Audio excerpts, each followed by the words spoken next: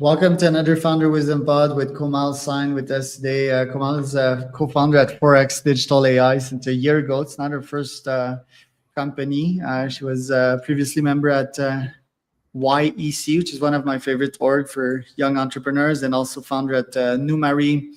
You worked at Numari. Numari, that is. Yeah. You worked at a bunch of cool companies as well: Amazon, Capital One, Yeah. Salesforce. You sort of have the corporate background. Tell us about what you're doing nowadays with all of that baggage. Yeah. Baggage. That's a good way to put it. Hi, everyone. My name is Komal Singh, and I'm the co-founder of 4XDigital AI. At 4XDigital, we are building an AI-powered cross-channel ads automation solution focused on small and medium-sized businesses.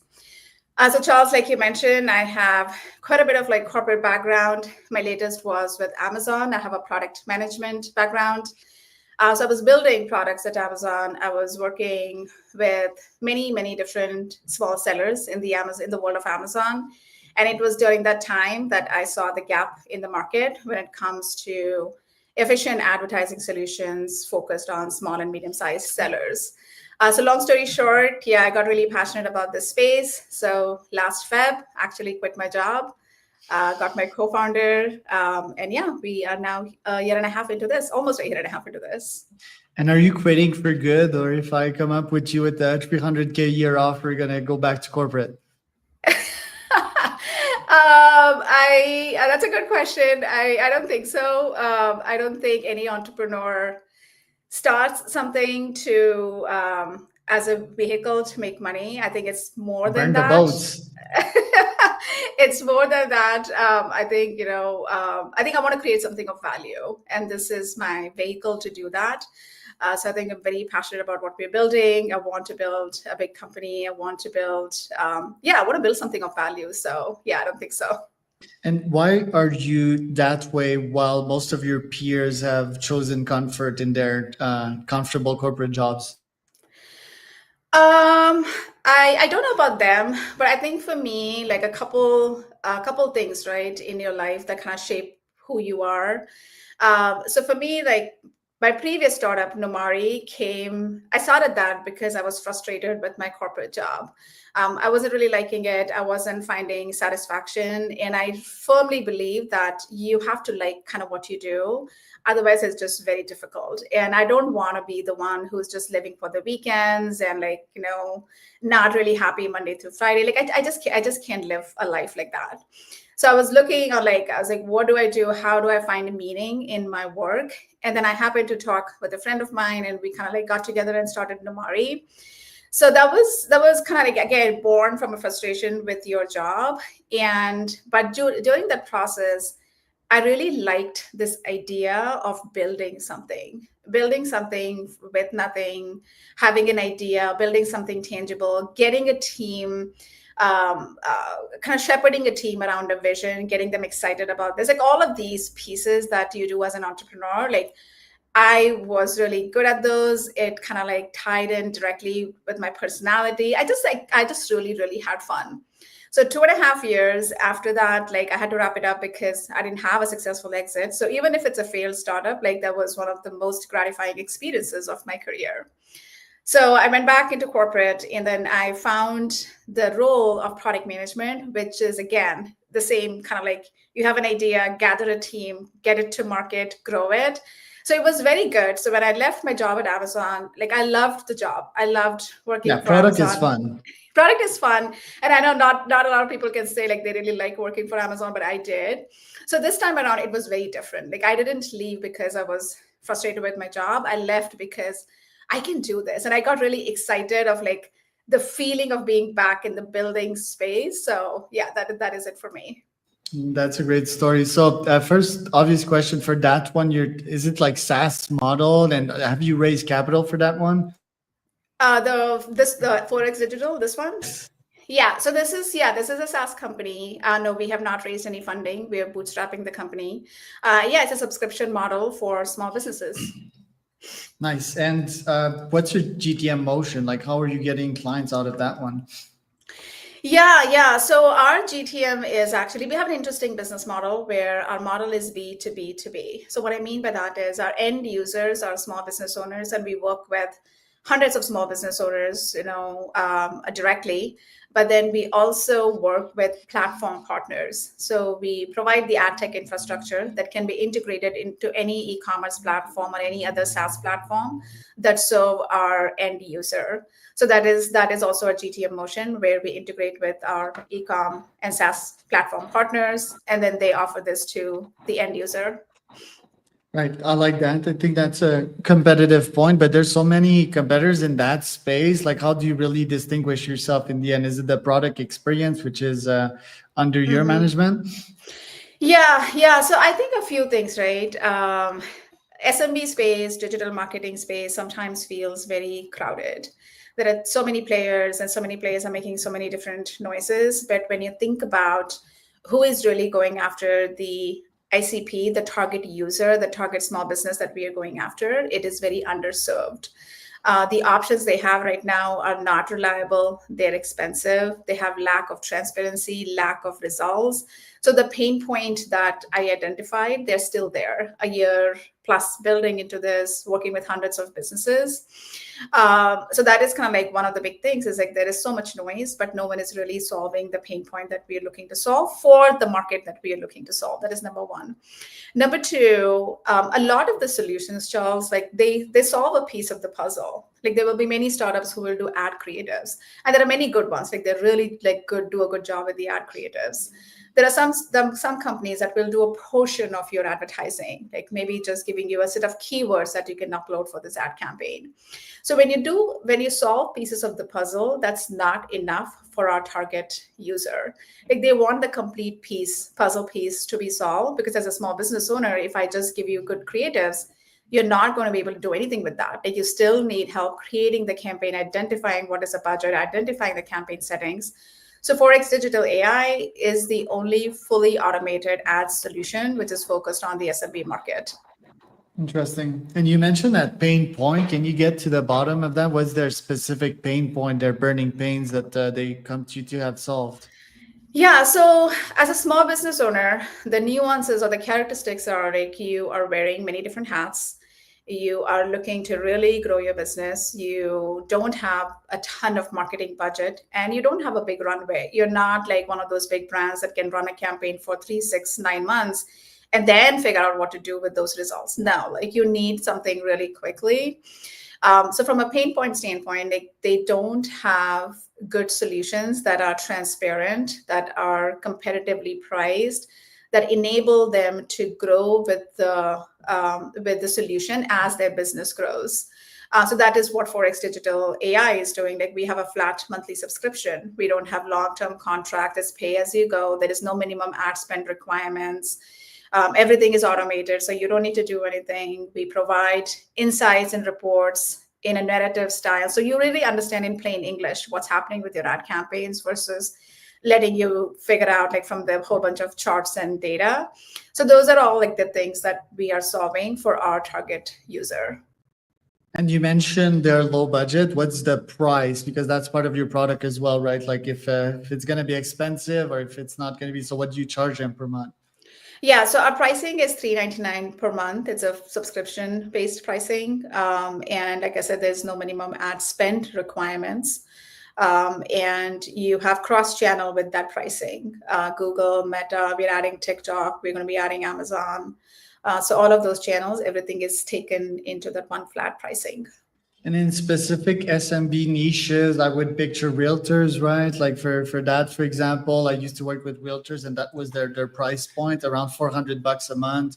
Maybe financial advisors. Like, are you niching down into very specific segments here? So not realtors and financial advisors. Our niche is small e-commerce merchants. E-commerce, got it. Yeah. Like florists or small supermarkets or something like that. I wouldn't say florists because I'm not sure like how many florists have like online stores. But think about like, if you are launching and making some revenue Bakery. going on.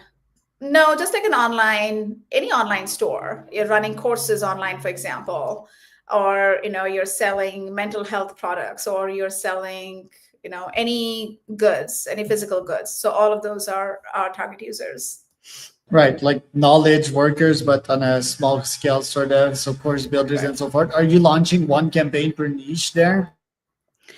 So it depends on the customer, it depends on who the user is, and it depends on the ad budget. So if their ad budget is such that we would be able to get the most results from creating one campaign across one channel, then we do that. If the ad budget enables us to try with two channels and two campaigns, then we do that. So it's very much dependent on what is the ad budget and kind of where the business is. Sometimes some customers have just 3 SKUs, and sometimes some customers have 300 SKUs. So it's very much dependent on an individual customer and what is the right approach for that customer. And what's a low hanging fruit in terms of ad dollars nowadays? Where can I spend my lowest CAC dollars at, and on what platform? I understand it's dependent on what niche you're in, but generally speaking, is there like one platform that wins them all? I don't think so. I wouldn't say there's one platform that wins them all. I think it really depends on, again, your business. Or for example, like the other day I was listening to this podcast and it talked about how for B2B, Reddit is one of the most underutilized inventory. And like Reddit ads never crossed my mind, even as I think about GTM for 4XDigital. But I was like, oh, that is interesting. That's an interesting inventory. So I think for us, like we started with Google and Meta because our ICP is e-com merchants, e-com sellers, and these two channels tend to do pretty well for this population. We're adding TikTok because that is a natural next fit. We're adding Amazon because we have customers who also sell on Amazon, so they're looking for solutions on Amazon. So I think we are adding channels from what our customers is demanding, like what is the right thing for our customers. And for us, like for various customers, we see various channels doing very well. For some of them, like Google does really well. For some of them, Meta does really well. So I think it just really depends. Because I can tell that in B2B, for example, cold email is definitely the best. Why? Because you can target like atomically, right? Like I can target the So you CEO need to of, tell me how to make cold emails work because I don't think I have been able to make it work. yeah, it's probably deliverability, right? Like that's like Really? 90% of the game. Yes, your emails, they end up in spam, they bounce, could have a full separate call for that. But the point is that, yeah, once you fix that, once you have a solid infrastructure and you write the right message to the atomic person, right? Like a CEO at a 5 million D2C company that just raised and are growing their headcounts by 7%. Once you do that, you get a bunch of leads. Reddit is interesting, maybe from an ads perspective, because like just posting stuff on Reddit, I've heard like mostly bad feedback from it because people on Reddit are pretty toxic, right? Like they'll just shit on your business. Yeah. It's anonymous, So right? So yeah, they feel like yes, they have there the you power to go. do I it. don't believe in that, Yeah. like the concept Yeah. of anonymity, and the same with YouTube. Although we still get like toxic stuff on Facebook, even people are not anonymous. But yeah, I think there's these asymmetric bets that you can make as a founder, right? And it's very complex to know because these are moving targets. Like Yeah. the arbitrage always changes with time. Now, let me ask you this: what's the AI behind your platform? Tell me a bit more about that aspect as a product person. Yeah, so it is. So when you think about advertising, to me, like there are kind of 5 steps in that journey. You first kind of figure out what channels do you want to advertise on. The second is how do you generate the creatives for the ad campaigns. The third is then figuring out all the right settings for those campaigns and all of the right keywords and bids and all of the campaign settings that go into creating an effective campaign. Then you have to kind of, once you launch the campaign, you can't just like let it run. You have to continuously monitor and optimize the campaign to make sure your return on ad spend is getting better. And then ultimately, it is basically drawing insights from those campaigns. What happened to your campaigns? And like I mentioned, like we believe in clear, direct, and transparent communication. So how do you provide that to your customer?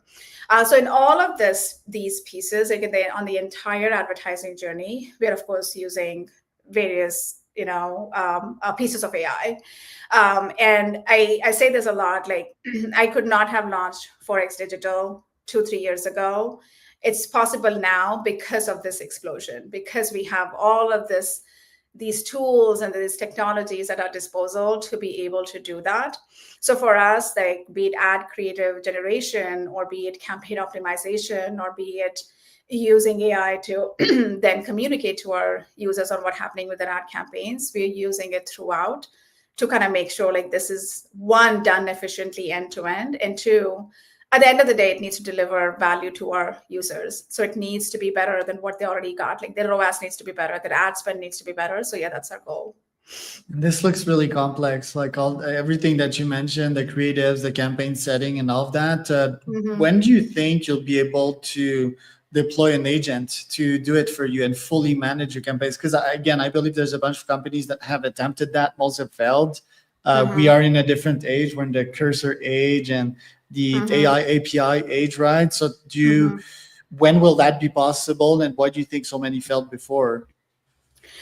Yeah, so for us, we are starting to build that. We are turning what we build and building AI agents on that. So we have an AI agent to do the ad creatives, for example. So we are building this agentic infrastructure even within kind of what we are doing.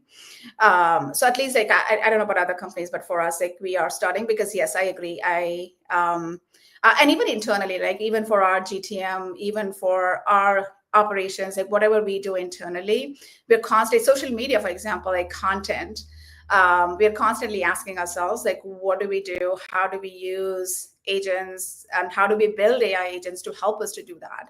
I think GTM, and I'm sure there is so many companies now in the AI SDR space, but GTM outbound is a huge area where you could build all of these AI agents. Social media is a huge place.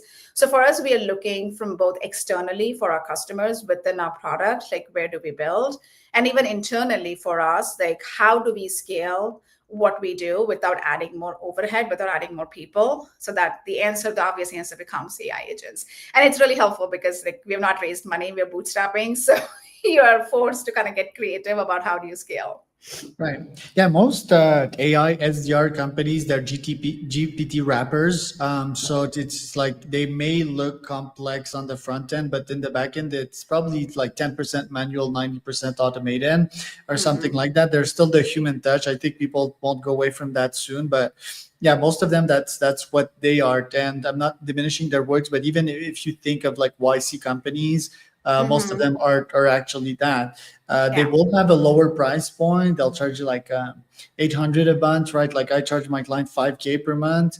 But there's also like the trials execution, and I'm like 10x better than an AI agent, for example. Let me ask you this: like with your companies and the bootstrap decision, I think it's pretty rare in your space. Why did you specifically decided to take that decision? It's a decision I've taken it as well for various of my startups. I think it's way harder when you begin, but it's way more scalable. And it's not because I'm building a lifestyle business, right? Like I want to have $1 billion valuation too, but why did you take that specific decision? Yeah, I think that's a good point that you make. Like bootstrapped is not equal to lifestyle businesses. I think that is like the first thing that when I was doing my previous startup, I very much was in this bucket of like, if you're building a company that is going to have north of 100, 200 million valuation, then you need to raise capital. Like that's the only way to do it. You can't do it like without raising capital. But this time around, like that's not the same mindset. For me, I think one is, I think there are lots of examples now. I see like LinkedIn every day. There are so many founders building in public. That's the new thing now. And there's so many people talking about how they've built to like 10 million, 20 million, 40, 50 million ARR businesses just bootstrapped. And like with very lean teams because of using technology, building AI agents, leveraging being scrappy and doing whatever it takes. One, I think it preserves your dilution, and two, you tend to be more in control of how you want to grow. So for us, I didn't want to raise early on because we're still figuring things out. And I'm not at a point where I'm just going to be like, okay, take 10, 20, 30, 40%. And I don't know what I'm doing. So I would much rather just figure out what I'm doing, figure things out on my own, bootstrap it, get it to a meaningful point. And at that point, it's a decision. Like, I may raise, I may not raise. I don't think I have anything against capital. I think it's just about when is the right time. And every company is different. Some companies raise on just decks, like, they have an idea, they just go out and raise capital, and they turn out to be successful companies. So I don't think there is a formula. I think every company, every individual is different. I think it's a very complex formula as well, because you get capital and you may go and spend it like crazy, like a madman, and do very bad investment. I think when you're spending your own money, it is more well thought out process, right? And also I think there's a bit less urgency, but you can have that urgency from other points, right? As a bootstrap founder, the last point that I think is not often talked about is that most of these businesses are super VC inflated. They don't have the 1 billion is not their real valuation, right? It's totally out of the water. Right. Yeah. And also, like, for me personally, I think sometimes capital is good because it gives you flexibility, that if you want to hire someone, if you want to do some spend, you're able to do that. But at the same time, I do think that not having capital gives you a lot of flexibility into how you want to run your business. What are some of the things you want to try? Because when you get on the VC train, it's very much like you either grow or you're dying. But when you're staying independent, like, you can choose that next 2 months, I'm not going to focus on this, but I'm going to focus on just building out my product. That is not something you can do when you have VCs on board. Again, like, I think every model, like I said, has their pros and cons. But yeah, totally agree with your point on the crazy valuations sometimes. You've worked at various great companies, right? You've probably studied the Jeff Bezos flywheel framework. Even Capital One's a great company. What kind of CEOs and founders are you studying nowadays, and what lessons have you got from them?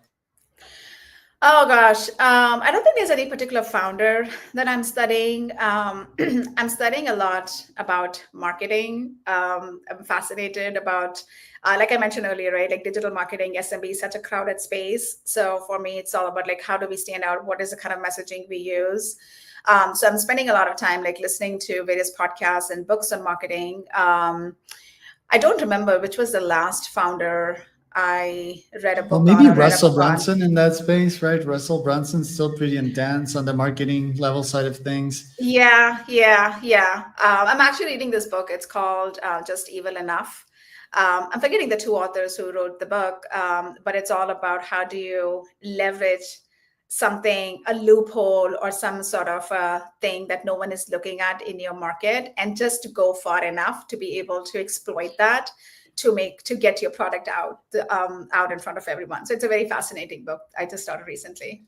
Do you think that Amazon without Jeff is still Amazon? Because I've seen Google without Larry and Sergey, it's a declining business, mostly financial engineer. Same for Apple without the legends that was Steve, like Tim. I mean, he's done great job at maintaining the company, but still not the same thing. Do you think Amazon will sort of go in decline as Jeff is on his yacht chilling? I don't think so, right? Because I don't see Amazon declining. Amazon is very good at starting something internally, and then that business just ballooning and becoming. But if you see Alexa, for example, Alexa is not going anywhere. I think Alexa is. I agree. I have Alexa too, and I just absolutely am sometimes like, oh my gosh, like, just stop. Stop. You're not understanding what I'm saying. But no, outside of that, of course, every company has products that don't work. But outside of that, like, I don't think it's declining. If anything, I think it continues to do well. And Andy has been an Amazon veteran. Like, he has been from almost, I would say, year one with the company. So, like, Amazon is in his blood, like, it's in his DNA. So if anyone, like, I feel like he, again, I don't know him personally, so I don't think I can comment. But yeah, I think it's continuing to do well. Like, I wouldn't say it's declining. But I still see, like, founders as this brute force in companies that are even at that level are at least 20, if not 30% responsible for the outcome, right? And Alexa, for example, a simple ChatGPT integration would make it infinitely better. Yeah, but it's like corporate at the top and like lawyers and $20, right? Like, they have to give her $20 per month and for some enhanced service. I don't know. I thought really? I'll try that. I would need that. I was like, no, I'm not trying.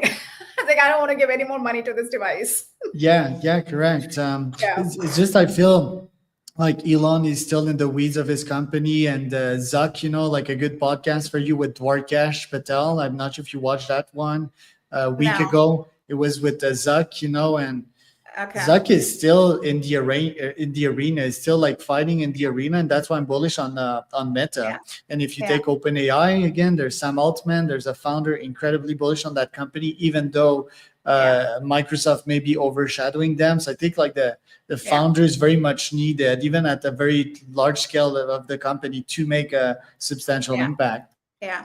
Charles, I do have to run. I have an Same important here. meeting Yeah. that I have to Where join. can people find out more about you, Komal? Yeah, just on LinkedIn. I'm pretty active on LinkedIn. Just my first name, last name, which is on the screen, Komal Singh. And yeah, that's the best place to find me.